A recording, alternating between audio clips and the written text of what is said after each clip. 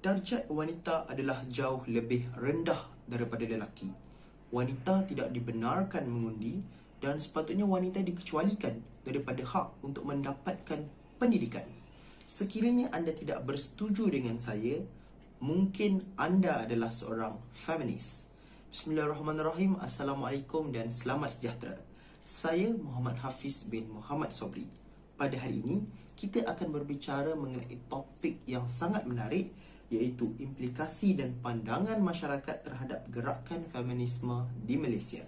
Di mana di dalam topik ini, kita akan bercakap mengenai isu seperti gerakan feminisme di Malaysia dan di peringkat global, kekeliruan feminisme dan liberal, serta implikasi dan pandangan masyarakat. Hadirin, sebelum kita pergi dengan lebih lanjut, eloklah untuk kita mengetahui apakah itu feminisme. Feminisme sebenarnya merupakan sebuah pandangan ataupun ideologi yang menuntut hak persamaan wanita sama seperti apa yang dinikmati oleh kaum lelaki. Dengan kata lain, feminisme tidak lari daripada sebuah fahaman yang menolak sebarang bentuk diskriminasi terhadap golongan wanita. Namun begitu, mengapa apabila pandangan ini tiba di Malaysia, ianya dianggap sebagai satu perkara yang negatif? Hal ini berikutan daripada pandangan ini telah pun ternoda dengan sebuah lagi ideologi, iaitu liberalisme. Dan sebelum rakan saya mengupas topik ini dengan lebih mendalam ataupun dengan lebih lanjut, saya ingin bertanya terlebih dahulu kepada anda semua. Apabila kita bercakap mengenai wanita memimpin, apakah yang berada di dalam pemikiran anda? Adakah anda membayangkan seorang Perdana Menteri wanita seperti Sheikh Hasina yang menjadi Perdana Menteri Bangladesh? Ataupun anda membayangkan seorang wanita seperti Aminah Wadud yang menjadi imam solat Jumaat bagi para jemaah lelaki? Fikir sejenak. Terdapat beberapa objektif kajian yang telah kami lakukan, iaitu pertama, mengkaji sejarah dan pengaruh gerakan feminisme di Malaysia. Kedua, mengenal pasti gerakan feminisme yang terdapat di Malaysia. Ketiga, mengkaji gerakan feminisme yang terdapat di peringkat global. Keempat, mengkaji ideologi feminisme dan pembandingannya dengan liberal. Kelima, mengenal pasti implikasi dan pandangan masyarakat terhadap gerakan feminisme. Feminis adalah satu perkataan yang diambil daripada bahasa Perancis, iaitu feminism, dan juga daripada bahasa Latin, iaitu femin, yang bermaksud penyokong feminisme. Manakala feminin pula bermaksud ciri-ciri yang ada pada wanita ataupun kewanitaan. Untuk bahasa yang mudah, feminisme ialah himpunan teori sosial, falsafah moral dan sebuah gerakan politik oleh wanita yang menuntut hak kebebasan dan hak kesamarataan dengan lelaki dalam bidang politik, sosial, ekonomi serta undang-undang keselamatan bagi melindungi wanita dari bahaya dan dari diskriminasi gender. Pada akhir abad ke-18, Lady Mary Wortley Montagu dan Marquis de Condorcet, iaitu tokoh gerakan feminis pertama di Eropah, telah mencetuskan gerakan feminisme. Gerakan ini mula timbul apabila Lady Mary telah mencetuskan penentangan untuk memperjuangkan hak kesamarataan dan kebebasan untuk wanita. Dalam pada itu, Mary Wollstonecraft telah menerbitkan buku gerakan feminisme yang pertama, iaitu A Vindication of the Rights of Women. Di bawah pemerintahan Emmeline Pankhurst pada tahun 1903, sebuah pertubuhan gerakan feminisme yang dinamakan Women's Social and Political Union (WSPU) telah ditubuhkan demi menuntut hak mengundi untuk kaum wanita. Di Britain, demonstrasi jalanan telah diadakan oleh wanita dari semua peringkat umur dan kelas sosial untuk menuntut hak mengundi mereka. Malangnya, pertubuhan ini ditentang oleh kerajaan.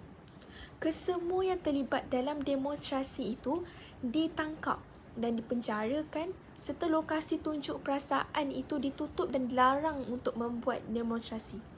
Bukan itu sahaja, anggota-anggota wanita parlimen juga telah dikeluarkan daripada parlimen. Pertubuhan WSPU mula diterima oleh kerajaan oleh kerana WSPU telah menyampaikan sumbangan yang besar sewaktu Perang Dunia Pertama berlaku. WSPU menghantar 1,000 sukarelawan serta beberapa sumbangan dalam peperangan tersebut. Akhirnya, kerajaan mula mengurangkan sekatan terhadap WSPU. Dua gerakan politik telah ditubuhkan seperti Pertubuhan League of Women Voters 1920 dan National Council of Negro Women 1935.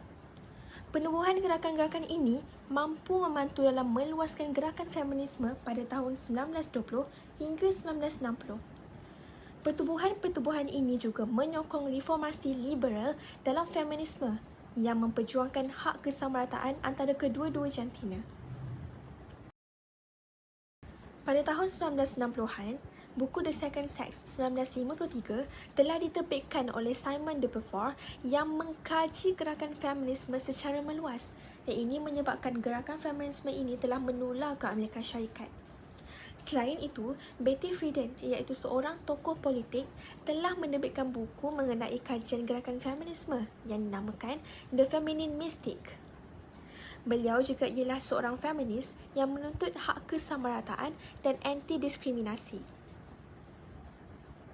Akhirnya, sebuah gerakan wanita ditubuhkan iaitu The Women's Liberation Movement yang lebih fokus kepada gerakan sosialis berbanding politik dan gerakan ini manifestasikan perjuangan mereka melalui penulisan sastra dan beberapa siri demonstrasi jalanan oleh gerakan feminis yang radikal. Pada masa yang sama, National Organisation for Women (NOW) pada tahun 1966 di bawah pimpinan Betty Friedan ditubuhkan yang memberi fokus dalam memperjuangkan gerakan feminisme sepenuhnya. Pertubuhan ini adalah melalui gabungan ahli-ahli politik yang turut memperjuangkan gerakan feminisme. Bermula pada tahun 1980-an, gerakan feminisme ini telah mula membangkitkan isu-isu mengenai kesamarataan gender, pencabulan seksual dan juga hak reproduktif. Gambar tertera di atas menunjukkan buku yang diterbitkan oleh Betty Friedan iaitu Feminine Mystic. Kedua ialah buku The Second Sex iaitu yang diterbitkan oleh Simon de Beauvoir. Gambar di bawah pula merujuk kepada Lady Mary Motley Montagu iaitu tokoh feminis yang pertama. Gambar di sebelah kanan saya pula ialah buku feminis pertama yang diterbitkan. Gambar-gambar yang tertera menunjukkan demonstrasi jalanan yang dilakukan oleh Women's Social and Political Union (WSPU) di Britain. Sister in Islam atau lebih dikenali sebagai SIS ialah satu gerakan feminisme yang aktif di Malaysia dan telah ditubuhkan pada tahun 1988. SIS ialah sebuah organisasi bukan kerajaan yang dianggotai oleh sekumpulan wanita profesional yang beragama Islam yang ingin memperjuangkan hak-hak wanita dalam Islam. Pada awalnya, penubuhan ini banyak menjurus kepada isu-isu kekeluargaan dan mengetengahkan isu berhubung pendidikan, khususnya bagi kanak-kanak perempuan yang buta huruf. Kini, matlamat SIS lebih menjurus kepada kesaksamaan wanita dalam ekonomi, perlembagaan, politik, pendidikan, demokrasi, sosial serta hak asasi manusia. Ianya lebih membimbangkan lagi apabila gerakan ini mula memperjuangkan hak-hak lain seperti menuntut persamaan hak dalam perceraian, hak kesamarataan antara lelaki dan perempuan dalam pewarisan harta dan penarikan hak poligami. Hal ini menyebabkan tuntutan yang dilakukan telah menyumbangkan kepada rombakan Undang-Undang Keluarga Syariah. Tokoh gerakan feminisme yang pertama ialah Zainah Anwar. Beliau adalah jurucakap SIS. Pada tahun 1990, beliau telah membantu dalam menubuhkan Sisters in Islam. Beberapa hasil penulisan beliau adalah seperti Wanted, Equality and Justice in the Muslim Family, Islam dan Perancangan Keluarga, dan Islam Reproductive Health and Women's Rights. Pada tahun 2008, selepas 2 dekad, Zainah menyerahkan tugas kepada Maria Chin Abdullah. Kini, Zainah masih menjadi ahli lembaga SIS. Tokoh gerakan feminisme yang kedua ialah Maria Chin binti Abdullah. Beliau adalah seorang aktivis hak asasi manusia yang juga memperjuangkan hak-hak wanita di Malaysia. Beliau memberi fokus kepada isu kesaksamaan gender, keganasan terhadap wanita dan juga hak wanita Islam. Pada tahun 2005, beliau bekerja sebagai pengasas dan pengarah eksekutif kepada Persatuan Kesedaran Komuniti Selangor, Empower.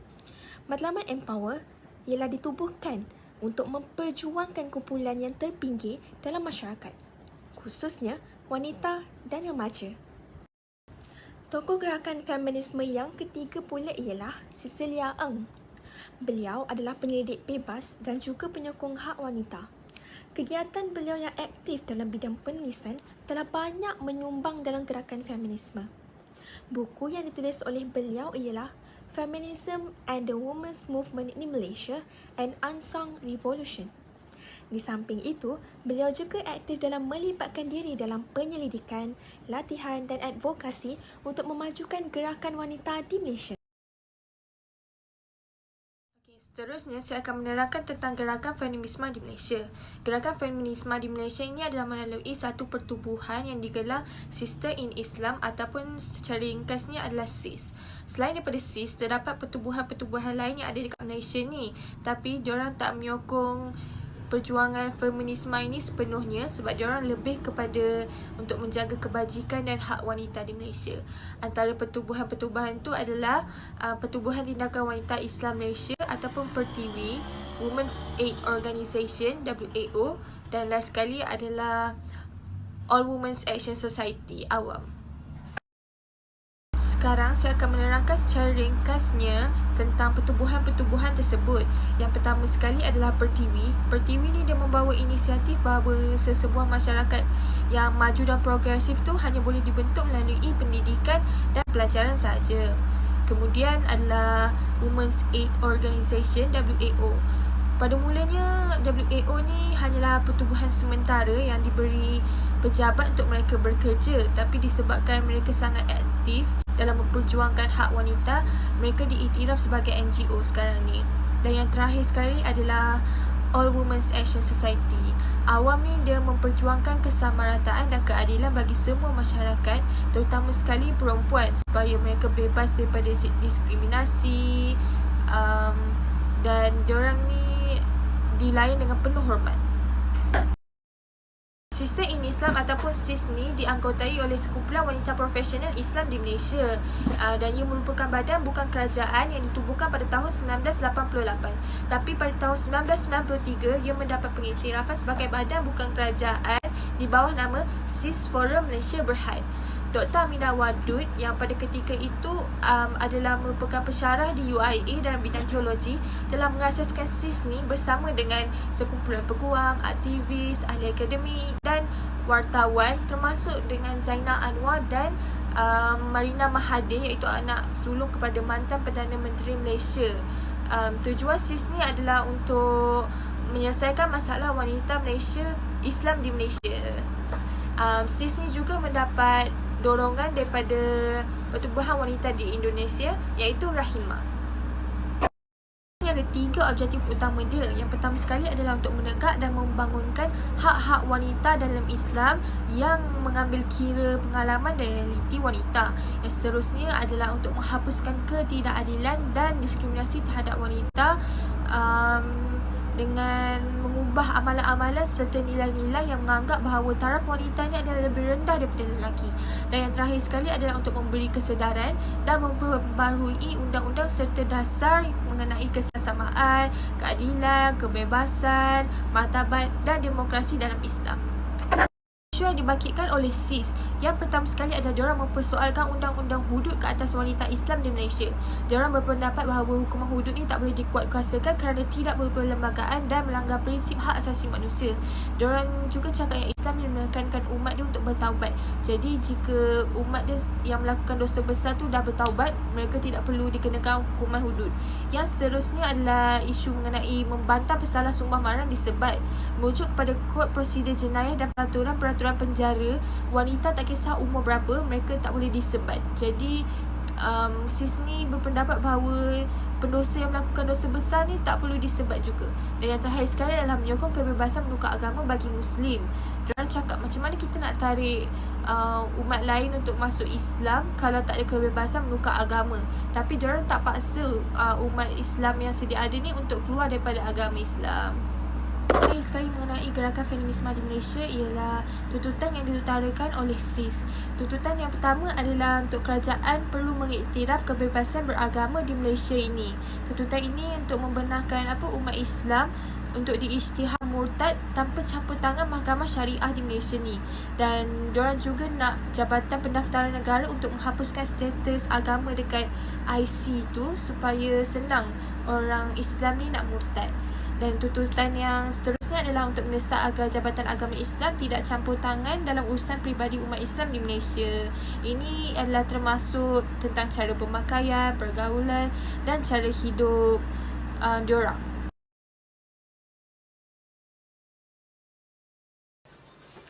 Di dalam gerakan feminisme di peringkat global pula, saya akan menerangkan mengenai Aminah Wadud. Beliau dilahirkan dengan nama Maria Tesley dan dilahirkan di Bethesda, Maryland, Amerika pada September 1952. Bapanya adalah seorang pendeta yang taat sedangkan ibunya berketurunan dari Muslim Arab Berber dari Afrika. Aminah Wadud terkenal sebagai seorang pemikir Islam dan pejuang hak-hak perempuan.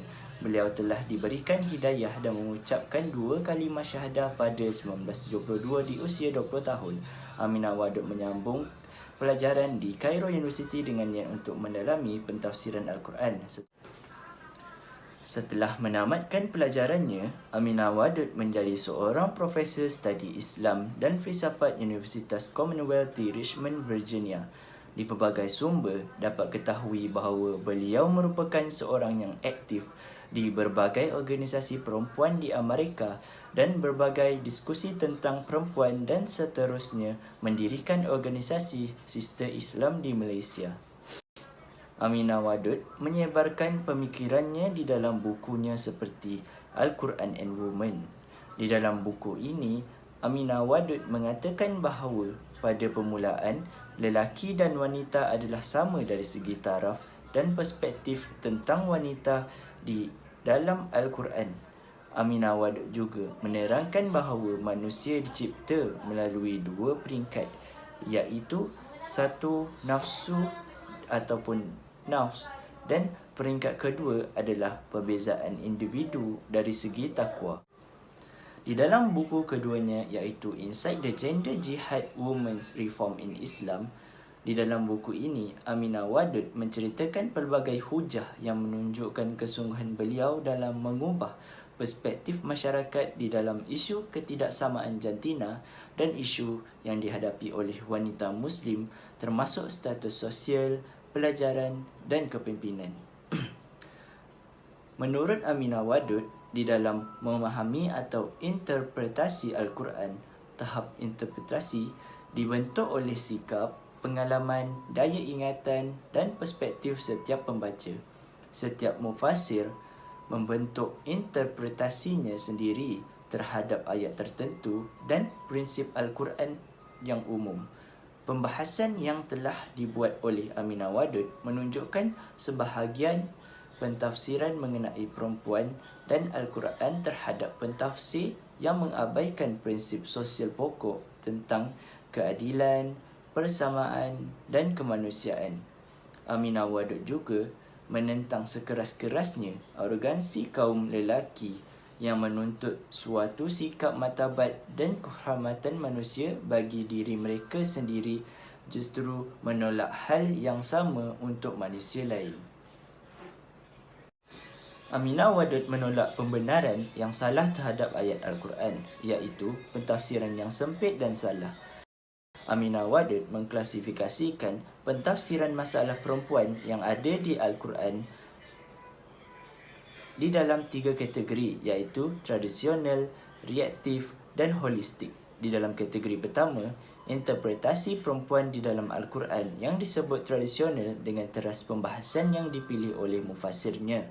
Teras pembahasan boleh dikaitkan dengan hukum, tasawuf, nahni syaraf, balaghah maupun sejarah. terdapat satu persamaan pada karya tradisional iaitu metodologinya yang atomistik. Kategori kedua ialah mengenai reaksi para pemikir moden terhadap sejumlah perkara yang dialami kaum perempuan, baik individu ataupun masyarakat.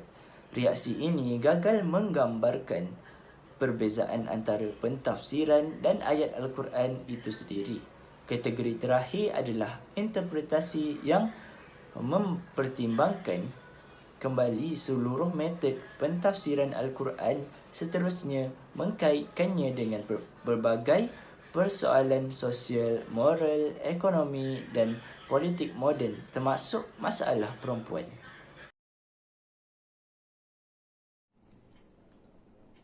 Untuk bercakap mengenai kekeliruan feminisme dan liberal, kita perlu mengetahui terlebih dahulu apakah yang dimaksudkan sebagai liberal. Liberal merupakan sebuah pandangan yang bebas dan terbuka, di mana pandangan ini beranggapan semua orang adalah sama dan perlu dilayan dengan adil. Oleh itu, ideologi ini menolak sebarang bentuk hak keistimewaan yang diberikan kepada individu ataupun sesuatu kelompok masyarakat. Di Malaysia seumpamanya, mereka yang berpandangan bebas dan terbuka ini meminta supaya UiTM dibuka kepada semua kaum tanpa perlu dihadkan kepada golongan Bumiputera. Ada pula yang meminta supaya kerajaan Malaysia mengiktiraf perkahwinan LGBT ataupun sesama jantina. Terdapat pula sebuah lagi kelompok yang diberi nama sebagai Islam Liberal, di mana Islam Liberal ini memperjuangkan prinsip pluralisme dengan mengenapikan agama Islam sebagai agama rasmi. Dan terdapat pula mereka yang meminta supaya mahkamah syariah dimansuhkan kerana telah pun wujudnya mahkamah sivil. Oleh itu, pasti kita tertanya-tanya, bagaimanakah pandangan liberal ini mampu memberi kesan yang negatif kepada pandangan feminisme? Kita lihat terlebih dahulu kepada pandangan feminisme. Seperti yang saya nyatakan sebentar saja tadi, feminisme sebenarnya merupakan sebuah pandangan yang positif, kerana pandangan ini tidak lain dan tidak bukan adalah sebuah fahaman yang menolak sebarang bentuk diskriminasi terhadap wanita, terutamanya dalam bidang ekonomi, sosial dan politik. Kita lihat di Indonesia seumpamanya, bagaimana Raden Ajeng Kartini memperjuangkan supaya wanita Indonesia turut sama mendapat hak dalam bidang pendidikan sama seperti kaum lelaki. Natijahnya, bukan hanya memberi kesan yang positif di Indonesia, malahan di Malaysia dengan tokoh-tokoh akademik seperti Profesor Dr. Raha Abdul Rahim yang menjadi Naib Chancellor UTM. Bukan sahaja dalam bidang sosial ataupun pendidikan, dalam bidang ekonomi, kita melihat bagaimana Tan Sri Dr. Zaiti Akhtar Aziz menjadi Gubernur Bank Negara Malaysia selama 16 tahun. Dalam bidang politik, bagaimana Datuk Seri Dr. Wan Azizah Wan Ismail menjadi Timbalan Perdana Menteri Malaysia. Dan di peringkat global, Sheikh Hasina menjadi Perdana Menteri Bangladesh, sebuah negara dengan populasi sebanyak 169 juta jiwa. Namun begitu, apabila feminisme mula bercampur dengan fahaman liberal, terutamanya fahaman liberal yang ekstrim, maka mereka mula mentafsirkan adil secara literal. Oleh itu, wujudlah sebuah pandangan yang mula memperjuangkan supaya wanita Islam diberikan kebebasan untuk tidak berhijab kerana wujudnya hak sosial. Dan ada juga yang memperjuangkan supaya wanita boleh mengimamkan solat bagi kaum lelaki. Sedangkan mereka terlupa bahawa adil menurut Islam itu sebenarnya ialah meletakkan sesuatu pada tempatnya.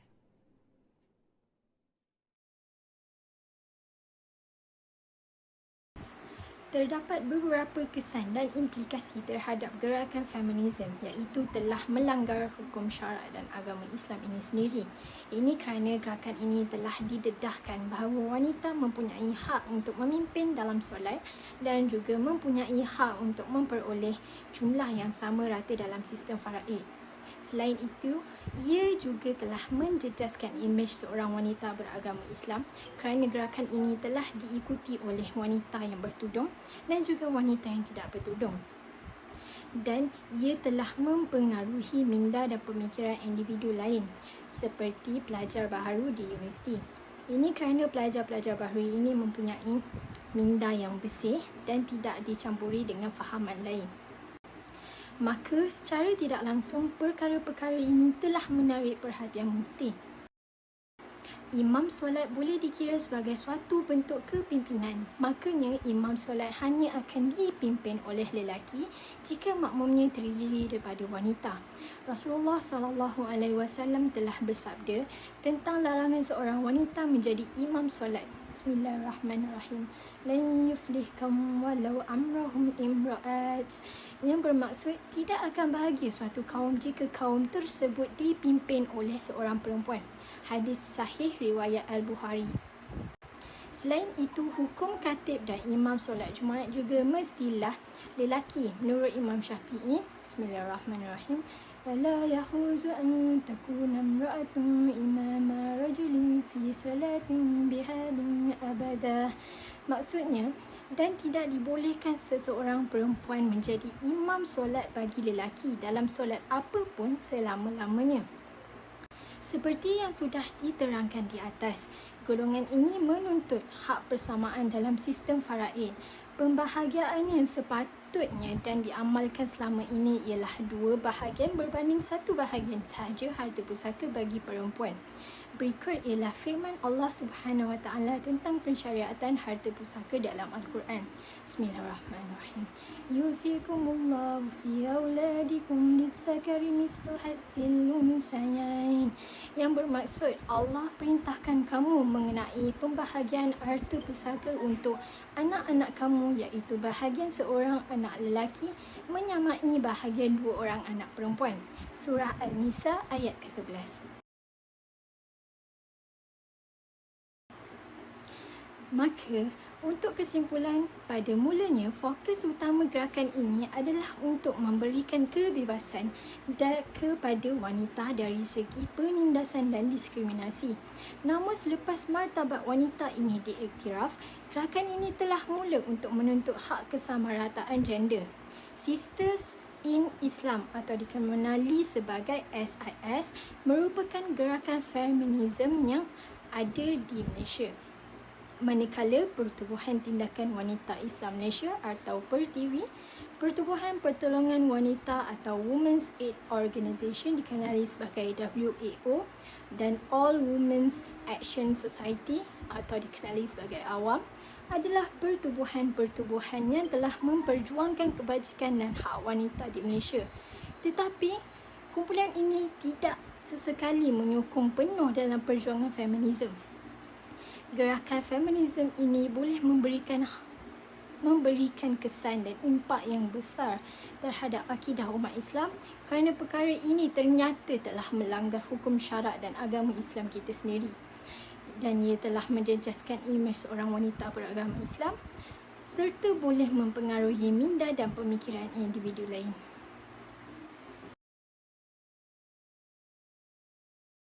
Slide yang terakhir ini, kami akan memberikan cadangan iaitu langkah-langkah dalam membanteras gerakan feminisme di Malaysia ini.